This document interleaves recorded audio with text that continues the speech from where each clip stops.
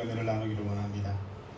그러면 60대 이상의 경상도 무뚝뚝한 남자들이 부인의 말씀을 잘 들었을까요? 그러면 아마 부인들은 젊었을 때는 잘 안 들었다고 그렇게 이야기를 합니다. 젊은 시절에 내비게이션이 없을 때 주소만 가지고 이정표를 보며 길을 찾아갈 때가 있었습니다. 아내와 함께 길을 가다가 초행길이라 방향을 잃고 이리저리 헤맬 때가 있는데, 그때 아내가 하는 말은 잠깐 멈추어서 사람들에게 길을 좀 물어보라 라고 그렇게 이야기합니다. 그러면 남편들은 대충 화를 내면서 뭘 물어보냐고, 이 정도는 내가 충분히 찾을 수 있다고 계속 길을 헤매며 그렇게 갔던 적은 없습니까? 그럼 그때 아내가 이렇게 길을 못 찾고 헤매는 사람을 향해서 좀 물어보라고 말할 때 왜 버럭 화를 내며 목적지를 못 찾고 헤매었을까요? 고집을 부린 탓에 계속 시간만 허비하기도 하고, 아마 그러면서 그 남편들한테 물어봤습니다. 왜 그렇게 했냐고. 그러면 남편들의 얘기는 이렇습니다. 내가 충분히 길을 찾아갈 수 있다고 생각했고, 이때 이렇게 운전하고 가는데 그냥 한 소리 하는 그 마누라 때문에 마음이 상해가지고 그랬다, 뭐 그런 얘기를 하기도 합니다. 그러면 사람들은 자기가 옳다고 생각하는 것을 주장하고 고집을 부리며 자기 생각대로 하는 것이 현실이지 않습니까? 그러나 묻지 않고 듣지 않고 내 마음대로 가는 길은 망하는 길일 때가 더 많이 있습니다. 그럼 누군가가 나에게 제발 하나님의 음성을 들으라고 애타게 말할 때 내 자존심을 버리고 귀를 기울이고 하나님 말씀을 들어야 되는 것입니다. 오늘 이스라엘 백성들을 향해서 하나님께서 말씀하고 있는 것입니다. 시내산에서 머무면서 하나님의 율법을 받았고 성막이 다 완공이 되었습니다. 그리고 하나님 앞에서 유월절을 지켰습니다. 하나님의 그 구속의 은총을 감사하고 하나님께 속한 백성이란 정체성을 다시 한번 확인하는 시간이었습니다. 하나님이 왜 우리를 구속하셨는가를 다시 한번 생각하고 하나님을 올바르게 섬기고 하나님께 영광을 돌리기 위해서 우리가 왕같은 족속이요 제사장의 나라요 거룩한 나라의 하나님의 백성이 되겠다는 것을 다시 한번 결단했을 것입니다. 그러면서 신의 광야를 떠나 하나님께서 지시한 땅으로 나아가기 위해서 그들의 신분과 택하심과 부르심을 재확인하는 것들이 필수적인 일이었습니다. 여러분, 우리의 소속과 신분과 사명을 재확인 없이 성장이나 진보나 한 걸음 더 나아가 발전하는 것은 어려운 것을 보지 않습니까? 약속의 땅 가나안 땅에 들어가기 위해서 잘 준비해야 됩니다. 그래서 하나님께서 각 지파별로 해가 진영을 배치하게 하고 어떻게 이동해야 되는가 순서도 정하게 하시고 장막을 운반할 때는 레위인들이 어떻게 해야 되는가 역할 분배 등을 하나님께서 다 이야기했습니다. 그리고 하나님께서 그를 향해서 어떻게 인도하실까를 다 알려주었습니다. 하나님께서 약속의 땅으로 가라고 명령하실 뿐 아니라 어떻게 인도해 갈 것인가를 다 가르쳐 주시고 계심을 통해서 우리의 구원에 또한 하나님께서 우리를 선택하실 뿐만 아니라 우리를 향해서 구원의 길로 정하시고 인도하시고 어렵게 하시고 영원롭게 하실 하나님의 선하심을 우리에게 보여주고 있는 것입니다. 바울은 로마서 8장 3절에서 또 미리 정하신 그들을 또한 부르시고 부르신 그들을 또한 어렵다 하시고 어렵다 하신 그들을 또한 영화롭게 하셨느니라고 말씀합니다. 오늘 200만, 300만 되는 이스라엘 백성들이 어떻게 움직여야 될까요? 지금처럼 좋은 핸드폰이 있으면 얘기하면 되겠죠. 천부장한테 다 함께 그냥 카톡 문자를 보내고 몇 시에 출발하자 그러면 될 것입니다. 그런데 그럴 수 없지 않습니까? 이스라엘 백성이 200만, 300만을 움직이기 위해서는 효과적인 도구가 필요했는 것을 보게 됩니다. 이동하는데 그들에게 소식을 알려주는데 먼저는 하나님께서 구름으로 그들에게 알려주었습니다. 그래서 구름은 이스라엘 백성들이 출애굽할 때부터 인도자의 역할을 했고 하나님께서 지시한 땅으로 가게 하실 때 하나님께서 그 길을 알려주었습니다. 우리는 생각하는데 아니 하나님 그럼 블레셋 족속을 다 멸해버리고 그 땅으로 바로 질러가면 바로 가나안 땅인데 왜 그렇게 빙빙 돌게 하시고 홍해의 광야길로 가게 하십니까? 라고 얘기합니다. 근데 우리가 조금만 생각해 보십시오. 이스라엘 백성들은 거기서 종살이하며 살았던 사람들이고 강한 군대도 아니었습니다. 그들이 만약에 전쟁을 하게 되면 다 전멸하게 될 수밖에 없는 것입니다. 그러면서 하나님께서 그들을 향해서 차근차근 한 걸음 한 걸음 인도해 가고 있습니다. 그래서 구름 기둥은 홍해를 건널 때도 또한 애굽의 군대와 이스라엘 백성의 경계를 지키고 있어서 애국 군대를 어지럽게 하고 추격을 늦추게 하는 일들도 했습니다. 시편 104편 3절과 4절 보면 물에 자기 누각의 들보를 얹으시며 구름으로 자기 수레를 삼으시고 바람 날개로 다니시며 바람을 자기 사신으로 삼으시고 불꽃으로 자기 사역자를 삼으시며. 그러면 하나님은 자연의 여러 가지 불규칙적인 움직임일지라도 하나님의 기쁘신 그 뜻을 따라 이것을 일꾼으로 사용하신다고 말씀하고 있습니다. 성경은 하나님께서 이스라엘 백성에서 은나팔 2개를 만들라 그렇게 명령하고 있습니다. 어떤 모양으로 만들었는지는 정확히는 알 수 없습니다. 아마 길게 직선으로 뻗는 통으로 그렇게 나팔 모양으로 만들었을 것입니다. 그럼 이스라엘 민족의 나팔은 매우 중요한 의미를 지니고 있는데, 그러면 새해가 시작될 때는 쇼파르라는 양각 나팔을 부는 것이, 그래서 그 나팔을 불면 새해가 시작됩니다. 그래서 새해의 다른 이름을 얘기할 때 나팔절이라 그렇게 얘기합니다. 그럼 나팔은 어린 양의 뿔로 만들어졌습니다. 과거에 이스라엘 백성들이 왕이 대관식을 한다든지, 오늘 방송 보니까 현재 이스라엘 대통령이 취임할 때도요, 보니까 쇼파르라는 그 나팔을 부는 것을 보았습니다. 그럼 이스라엘 백성이 이제 함께 시내산을 떠나 광야로 나아가면서 하나님은 모세에게 지금 얘기하고 있는 것입니다. 제사장들을 향해서 나팔을 불어야 된다라고 얘기합니다. 그런데 구체적으로 나팔을 불 때를 하나님께서 정해 주시는 것을 보게 됩니다. 2절에 중요한 단어가 나옵니다. 보니까 회중을 소집한다는 단어입니다. 하나님께서 이스라엘 백성, 자신의 백성을 모으는 역할을 할 때 나팔이 사용됐다는 것입니다. 그럼 우리가 소집한다는 단어는 우리 시대로 얘기하면 신약 시대 교회라고 얘기할 수 있습니다. 에클레시아, 여러분 무엇으로부터 불러냄을 받아 형성된 공동체라는 것입니다. 하나님께서 이스라엘 백성을 공동체로 불러내었다라고 그렇게 얘기하는 것입니다. 그럼 광야에서 이스라엘 백성은 거대한 구약 교회, 광야 교회라고 그렇게 말씀하고 있습니다. 사도행전 7장 38절 보니까 시내산에서 말하던 그 천사가 우리 조상들과 함께 광야 교회에 있었고 또 살아있는 말씀을 받아 우리에게 주신 자가 이 사람이라. 이제 모세 이끌림을 받아 이스라엘 백성은 함께 광야 교회로 함께 이동하고 함께 하는 공동체가 된 것입니다. 이런 나팔의 일반적인 목적은 하나님께서 구름이 떠오르고 난 다음에 이스라엘 백성은 이동하는 것을 알려줄 때 그것을 얘기했습니다. 나팔에 큰 2가지 목적이 있습니다. 첫째는 일반적인 목적이고 두 번째는 특별한 목적으로 그렇게 나누어 설명할 수 있습니다. 첫 번째 일반적인 목적은, 첫 번째는 이스라엘 백성 회중을 함께 모을 때, 백성을 모을 때 나팔 2개를 사용하라 그랬습니다. 두 번째는 지도자들, 하나님께서 말하는 천부장이라는 그 지도자를 모을 때 하나의 나팔을 사용하라 그랬습니다. 세 번째로 나팔을 행진을 시작할 때 각 지파별로 신호를 보내는 것입니다. 한 번 불면 동쪽에 있는 지파들이 행진하고 또 한 번 불면 남쪽에 있는 지파들이 행진하는 신호입니다. 근데 이 나팔은 누구나 불 수 있느냐? 아론의 제사장만 불 수 있다라고 그렇게 얘기했습니다. 회중을 모을 때도 나팔을 불었습니다. 그런데 그 나팔을 불 때 소리를 크게 내지 말라라고 그렇게 얘기합니다. 아마 그 사용된 나팔의 용도가 있다는 것을 얘기합니다. 그래서 특별한 목적을 나타내는데, 첫째는 나팔을 얘기할 때 전쟁을 예비하도록 할 때 나팔 2개를 사용하도록 했습니다. 이 나팔을 불면서 함께 전쟁을 준비하는 것을 보면서 하나님께서 우리를 어떻게 도우신가를 의지하며 하나님 향한 믿음으로 적극으로 싸우라고 그렇게 얘기하는 것입니다. 시편 20편 7절 보니까 어떤 사람은 병거, 어떤 사람은 말을 의지하나 우리는 여호와 우리 하나님의 이름을 사랑하느니라 그렇게 했습니다. 시편 33편에서도 많은 군대로 구원하는 왕이 없으며 용사가 힘이 있어도 스스로 구원하지 못하는도다. 구원하는 데에 군마는 헛되며 군대가 많다 해도 능히 구하지 못하는도다. 여호와는 그를 경외하는 자 곧 그의 인자하심을 바라는 자를 살피사 그들의 영혼을 사망에서 건지시며 그들이 굶주릴 때 그들을 살리시는도다. 우리 영혼이 여호와를 바라며 그는 우리의 도움과 방패시라고 했습니다. 특별한 목적 두 번째는 기도를 알려주기 위해서 나팔을 불도록 한 것입니다. 하나님께서 자신들을 기억하시고 구원하시기 위해서 기도하는 시간을 갖게 하신 것입니다.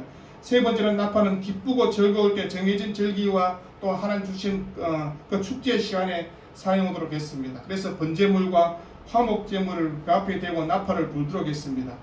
하나님께서 정하신 대로 순종할 것을 알리고 주의를 환기시킬 때도 나팔을 불었습니다.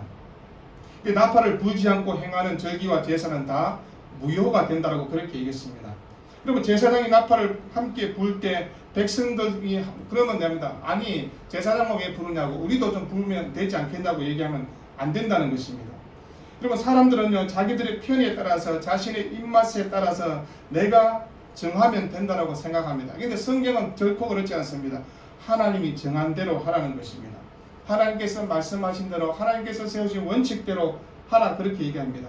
하나님께서 제사장을 통해서 나팔을 불게 하신 것은 하나님께서 정하신 날에 예비한다는 것을 알리기 위함입니다. 하나님께서 자신의 백성들과 맺은 언약을 생각하기 위해서 나팔을 불라고 한 것입니다. 심심해서 부는 것이 아니라는 것입니다. 그럼 하나님께서 우리 삶에 하나님 중심으로 살아가도록 기억해 주시는 것이 무엇인가를 한번 생각해 보십시오. 우리는 다 성경에 있지 않습니까? 말씀을 보면서 하나님 우리에게 뭘 원하는지 다 알 수 있습니다. 그런데 그 당시 이스라엘 백성들에게 무슨 성경이 있습니까? 하나님께 기도하는 법을 잘 배웠겠습니까? 하나님을 섬기는 방법도 그들은 잘 모르고 1년 동안 교육했다고 다 잘할 수 있겠습니까? 그래서 하나님께 모세를 통해서 하나씩 가르쳐주고 있는 것입니다. 제사와 절기를 어떻게 드려야 되는지, 하나님을 어떻게 기억하고 섬기고 그렇게 해야 되는지, 하나님께서 하나님 주시는 은혜와 긍휼을 어떻게 바라봐야 되는지 우리에게 하나씩 가르쳐주고 있는 것들을 보게 됩니다. 제가 민수기를 강의하면서 계속 교회 할 때 항상 주일 성수를 강조하고 있습니다. 여러분, 간혹 이런 사람이 있습니다. 꼭 주일날에 꼭 예배 드려야 되나? 월요일이나 화요일날에 내가 바쁘니까 주일날은 내가 뭐 하고 화요일날에 그냥 주일 예배 드리면 안 됩니까? 라는 사람이 있습니다. 이건 자기 생각입니다. 여러분, 내 뜻대로 내 마음대로 어떤 한 날을 정하고 그렇게 하면 안 된다고 성경은 얘기하는 것입니다. 하나님께서 한 날을 정하시고 그 날을 복되게 하신 이유가 있다는 것을 얘기하는 것입니다. 그러면 어떤 분들은 이렇게 합니다. 한국 교회가 많이 있는데 왜 한 교회만 나가야 되느냐고. 오늘은 A 교회, 다음 날은 B 교회, 그런 식으로 쭉쭉 돌아가면서 교회 탐방하면 되지 않습니까? 그러면서 그 교회에서 예배 드리면 되지 않습니까? 라고 얘기합니다. 여러분, 하나님을 전혀 모르는 사람들의 얘기입니다. 그럼 왜 본교에서 예배를 드려야 하는 이유를 모르는 사람은 그렇게 얘기하는 것입니다. 본교에서 하나님 말씀을 듣고 그 말씀에 따르며 본교의 지도자들과 함께 말씀을 통해서 함께 세움을 받아가야 하고 얘기하는 것입니다. 여러분, 주일은 하나님께서 우리에게 하나님 중심으로 삶을 사도록 하시던 그런 절기라는 것을 기억해야 되는 것입니다. 하나님을 기억하라는 것입니다. 그날에 하나님의 은혜 가운데 그 예배에 참여하라는 것입니다. 하늘로 하나님께서 오시는 은혜를 받기 위해서 이날 앞에 주일에 교회에 오라고 그렇게 얘기하고 있는 것입니다. 하나님의 백성이라면 당연히 하나님께 정하시고 명하신 대로 하나님의 보좌 앞으로 나아가는 삶을 살아야 되는 것입니다. 여러분, 이스라엘 백성의 삶은 하나님을 섬기는 삶입니다. 그리고 하나님 중심으로 살아가는 삶인 것입니다. 이스라엘 백성은 이동할 때도 멈출 때도 그리고 모여서 전쟁이나 예비할 때도 모든 일에 하나님의 신호와 명령을 따라야 되는 것입니다.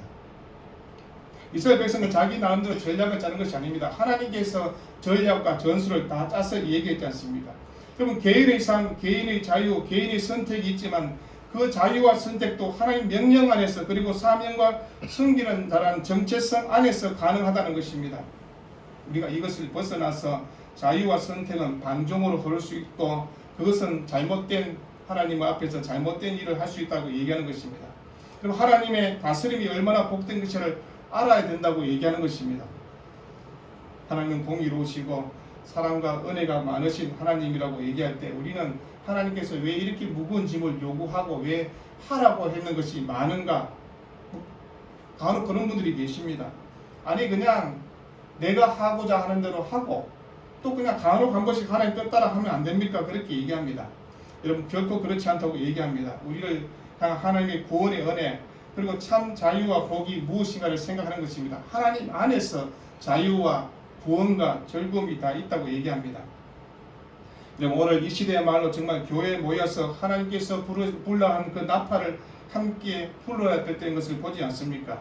교회가 거룩하게 주의를 지키는 것은 부활하신 예수 그리스도를 함께 믿고 고백하는 공동체라고 얘기하는 것입니다.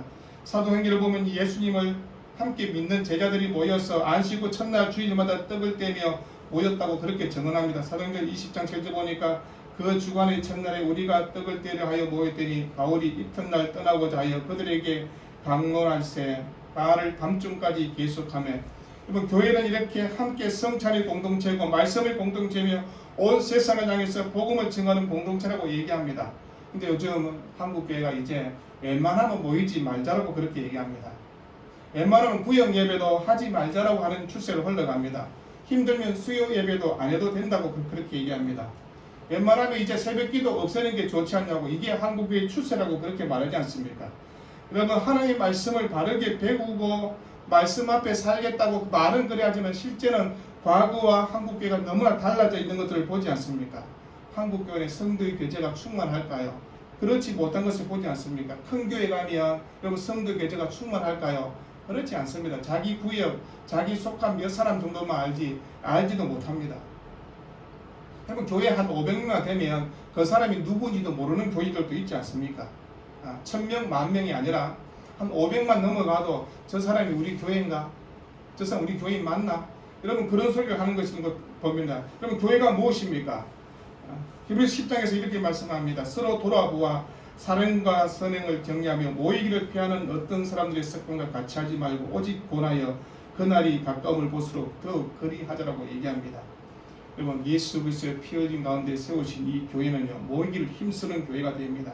사랑과 선행을 함께 격려하는 나팔 소리가 계속해서 울려야 된다고 그렇게 얘기합니다. 조지 트루엣이라는 사람이 있습니다. 성도에게 가장 위대한 지식은 하나님의 뜻을 아는 것이고 가장 위대한 성취는 하나님의 뜻을 행하는 것이라고 했습니다. 여러분, 하나님을 아는 것 중요합니다.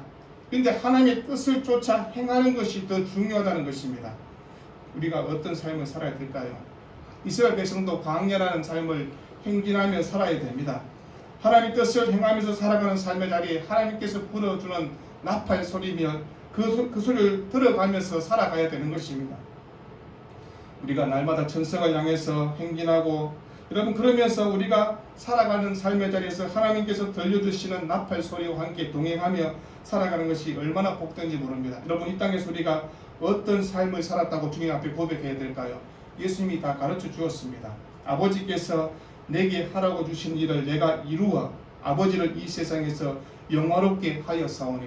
여러분, 이게 우리의 사명입니다. 내가 교회 안에서 즐겁고 재밌고, 이거는 세상을 향한 쾌락과 같은 것입니다. 아버지의 뜻을 행하고 아버지를 영화롭게 하며 살아가는 것이 이 땅에 우리의 삶이라고 합니다. 성경 요한복음 17장 4절에 있으니까 한번 여러분 차곡차곡 한번 읽어보십시오. 바울은 우리 향해서 이렇게 얘기합니다. 전제와 같이 내가 벌써 부어지고 나의 떠날 시각이 가까웠도다. 나는 선한 싸움을 싸우고 나의 달려갈 길을 마치고 믿음을 지켰으니 이제 부르는 나를 위하여 의의 면류관이 예비되었으니. 혹시 여러분, 오늘 밤 이 세상을 떠나도 하나님 앞에 아름다운 상급의 면류관이 준비되어 있습니까? 의의 면류관, 하나님께서 생명의 면류관을 우리에게 주기에 합당하다고 얘기할 수 있을까요? 여러분, 하나님의 나팔 소리를 듣고 행진하는 우리 모두는 바울처럼 그렇게 고백할 수 있어야 되는 것입니다. 여러분, 이스라엘 백성이 시내산에서 1년 정도 머물면서 행진 나팔 소리가 울려 퍼집니다. 약속의 땅에서 행진합니다. 하늘에 구름이 떠 있지 않습니까? 진영의 나팔 소리가 울리지 않습니까? 하나님의 사명의 나팔 소리, 세상을 향한 복음의 나팔 소리가 울려 퍼지고 있는 것입니다. 그런데 우리는 귀를 막고 있지 않습니까? 나팔 소리를 들으려고 하지 않습니다. 하나님께 소리를 부르셔서 사명의 나팔 소리를 들으라고, 그 나팔 소리를 듣고 행진하라고 말씀합니다. 우리 인생의 날을 계수하면서 행진하는 이 삶의 자리에 하나님의 나팔 소리가 계속 들려야 되는 것입니다. 그리고 성도는 언제나 이 세상을 향해서 행진하면서 하나님과 함께, 하나님께서 모이라 그러면 모이고 가라 하면 가는 것입니다.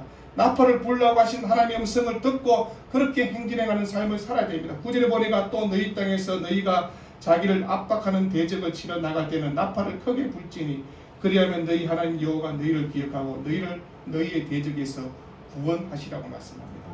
여러분, 광야를 행진할 때 도처에서 얼마나 위험한 일이 많겠습니까? 전쟁의 위험도 있습니다. 그런데 만약에 전쟁이 났다, 다른 적군이 쳐들어온다, 그럼 이스라엘 백성들에게 전달하면 하루 종일 걸릴 것입니다. 하나님께서 나팔 소리를 통해서 함께 그에 대한 그 전쟁을 준비하도록 하는 것을 보지 않습니까? 여러분, 이스라엘 백성 200만, 300만, 만약에 그 자리가 혼란스럽고 우왕좌왕하는 일들이 생기면 어떤 일일까요? 노인들, 아이들은 200만, 300만 그 사람한테 발에 밟혀 죽는 일이 생길 것입니다. 그런 혼란스러움을 하나님께서 어떻게 막는가를 얘기하는 것입니다. 우리가 이 땅을 보면서 한국 안에 계속해서 생기는 것이 뭡니까? 포괄적 차별법, 동성애법, 인권을 이름으로 하나님을 대적하는 일들이 계속해서 일어나는 것을 보지 않습니까? 그럼 악한 법들이 제정되면서 교회가 일어나서 외치고 있습니다만 교회보다는 세상이 더 크지 않습니까? 세상의 소리가 더 크게 들립니다. 그래서 악한 국회의원들은요 계속해서 그런 법을 만듭니다. 인권의 이름으로 한 여인을 존중해야 된다고 얘기합니다. 태중에는 아이에 대해서는 생각하지 않습니다. 여러분, 태중에는 아이도 한 생명이고 그 여인도 똑같은 생명입니다. 근데 한쪽의 생명을 생각하고 한쪽의 생명을 없애면 됩니까? 태아를 그렇게 죽이는 숫자가 우리나라에 수십만이 넘는다고 합니다. 아이가 없다고요? 아이가 없는 게 아니라 아이를 죽여서 그렇습니다. 여러분, 이런 세상 가운데 우리가 하나님의 나팔 소리를 내야 되지 않겠습니까? 악한 세상은 계속해서 우리를 향해서 이런 얘기를 하고 있는 것입니다.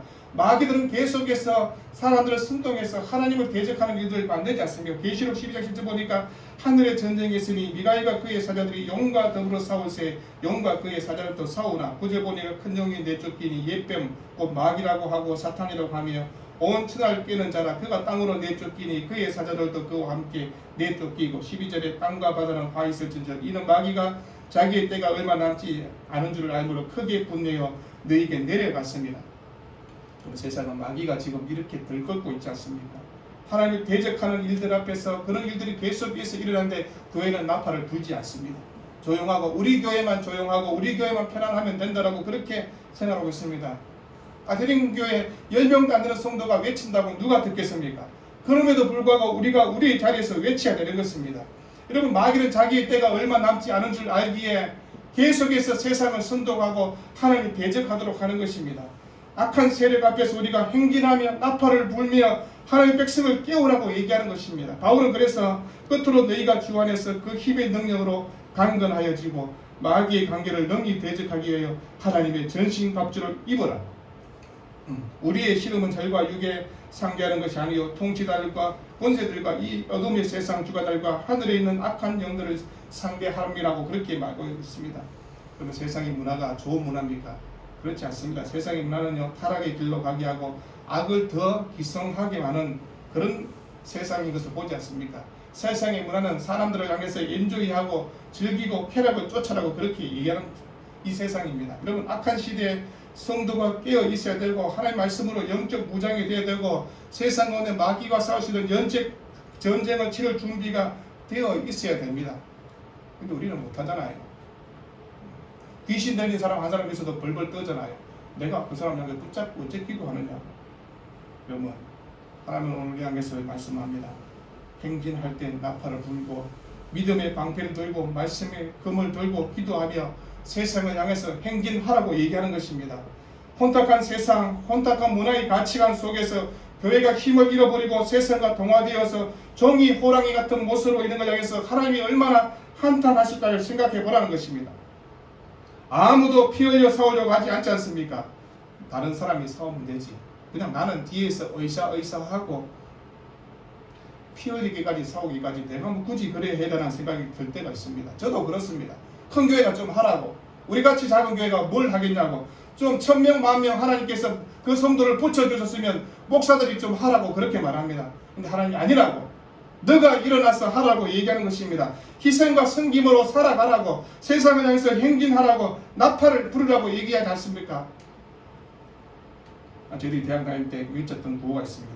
민족의 가슴마다 피 묻은 예수 그리스도 십자가를 심어 이 땅에 푸르고 푸른 그리스도의 계절이 오게 하자라고 그렇게 외쳤던 적이 있었습니다. 여러분, 그런데 그것은 옛날 표로 끝나버렸습니다. 옛날에 무용당처럼 끝나버렸습니다. 하지 않습니다.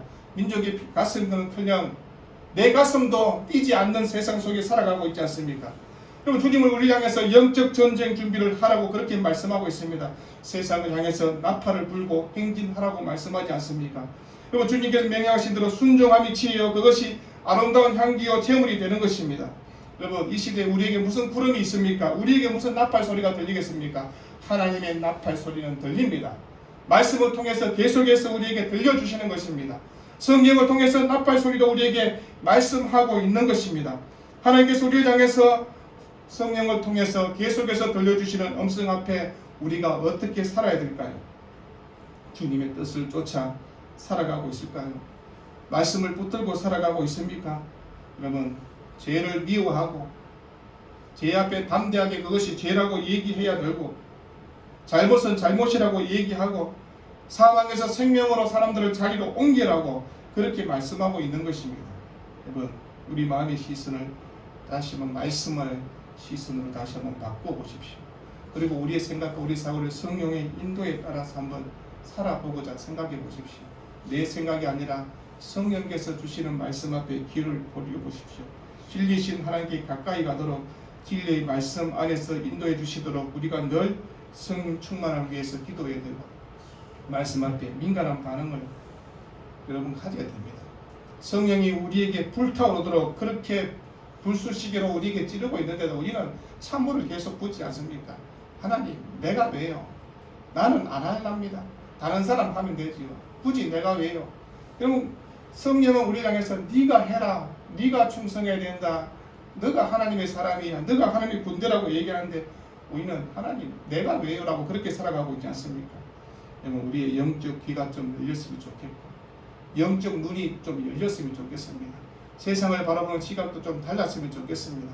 하나님의 나팔 소리 앞에 내가 어떻게 살아야 되는가를 다시 한번 고민해야 되는 것입니다.